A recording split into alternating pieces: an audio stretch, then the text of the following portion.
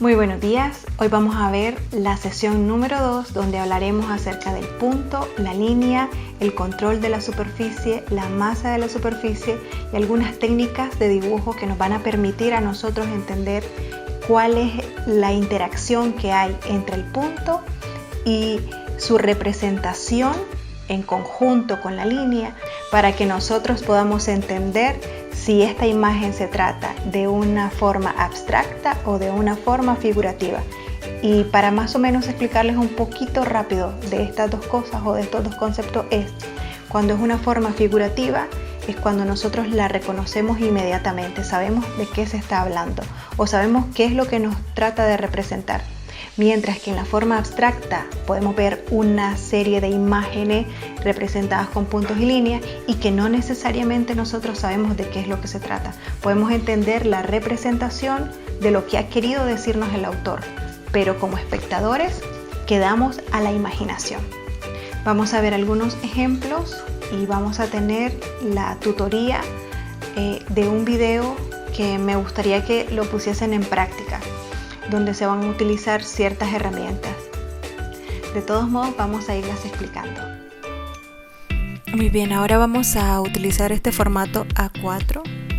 Hay una mínima representación de líneas. Este ejercicio es para la proyección de líneas. Luego vamos a hacer algo con la proyección de puntos, pero primero el estudio de la línea sobre la superficie y para ver la masa del dibujo.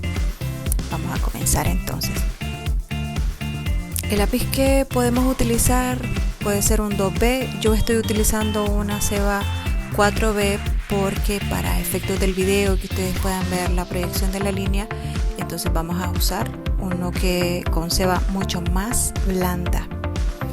Cuando hacemos la proyección de la línea, pues le vamos dando forma al dibujo.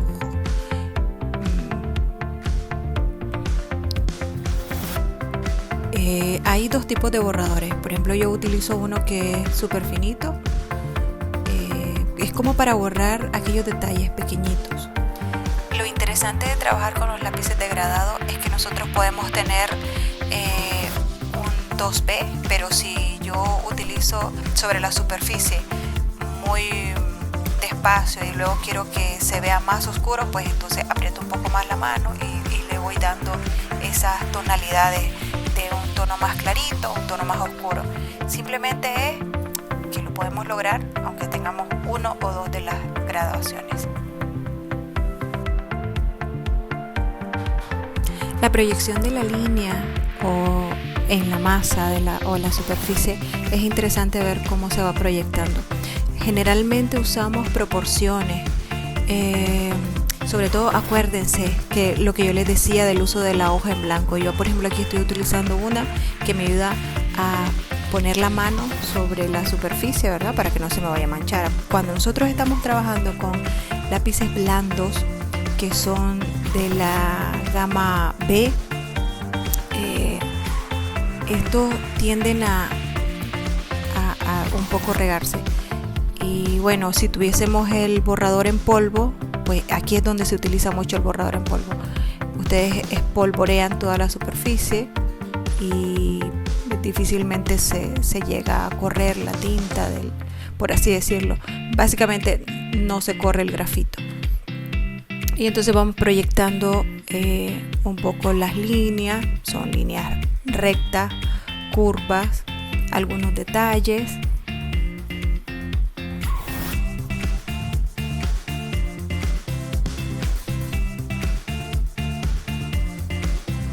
Ahí está más o menos. Ahora lo que vamos a hacer en este momento es como marcar la zona donde le vamos a dar un poco más de sombra. Ya, entonces yo lo que hago es con un proyecto así con el lápiz bien suave, voy proyectando como dándome la idea de según donde venga la proyección de la sombra.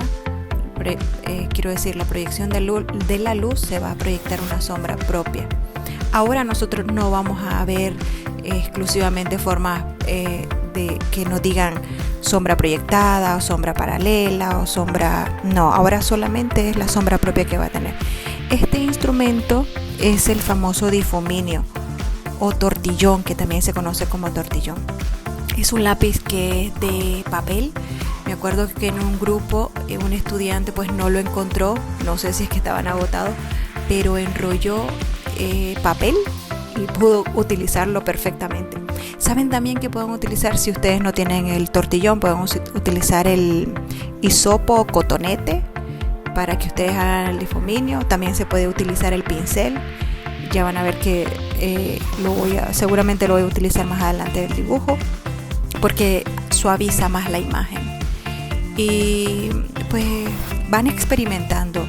De repente un pincel de cerda súper suave, y dependiendo también de la superficie, dependiendo también del papel, si es un papel muy rugoso, si es un poco menos rugoso, pues ustedes van a ir probando. Por ejemplo, el lino, que es bastante rugoso, hay gente que le gusta hacer representaciones. Por ejemplo, ahora estoy usando el pincel, pero es rapidísimo para... De repente el grafito lo que hace es que se desprende un poco del dibujo, entonces el pincel ayuda a que nosotros limpiemos la superficie. Y ya saben, el tortillón lo que le va dando es volumen para que el dibujo no sea tan plano realmente. Aunque utilicemos el tortillón o difuminio para que el grafito se integre a la superficie, en este caso el papel, el material en que estamos dibujando, siempre utilicemos este papel de esta hoja en blanco para que no se nos vaya a manchar o quede bastante bien. Muy bien, este es entonces el resultado del dibujo que acabamos de hacer. ¿Qué es lo que necesito comentarles? Como estamos hablando en el tema del punto y la línea y el conjunto que forman a la hora de conjugarlos para hacer una representación y que nos permita a nosotros poder en una superficie X representar la masa de este dibujo, ¿cómo nosotros vamos a poder lograr el volumen? Bueno, ustedes ya vieron que yo utilicé, por ejemplo, un pincel muy finito. Este es un pincel número 6, pero también tengo este gordo que es de 1 pulgada, que facilita muchísimo a la hora de nosotros poder limpiar nuestro dibujo. Si estamos utilizando, acuérdense también del uso de la hoja para que no lo puedan manchar el dibujo o el área del dibujo. Vieron que utilicé también el tortillón. Este aparece en el video donde hablamos acerca de los materiales y las herramientas. Cuando simplemente está pasando mucho tiempo que hemos usado el tortillón, lo que yo hago, por ejemplo, es lijarlo en una lija. Esta, por ejemplo, es una lija número 100 y nosotros lo lijamos, miren. Entonces él se va limpiando, por así decirlo. ¿Qué pasa también cuando nosotros estamos utilizando los lápices graduados? Hay un momento que en el dibujo se pone la punta muy redonda, entonces en esta lija nosotros vamos lijando la punta así muy despacito. Incluso el mismo grafito que queda en la lija a nosotros nos sirve después para dar sombra, o sea que yo puedo utilizar este grafito que queda suelto aquí y yo todavía le puedo seguir dando tonalidades en las partes donde considero que debe de llevar sombra para darle más fuerza en la masa, en la composición del volumen.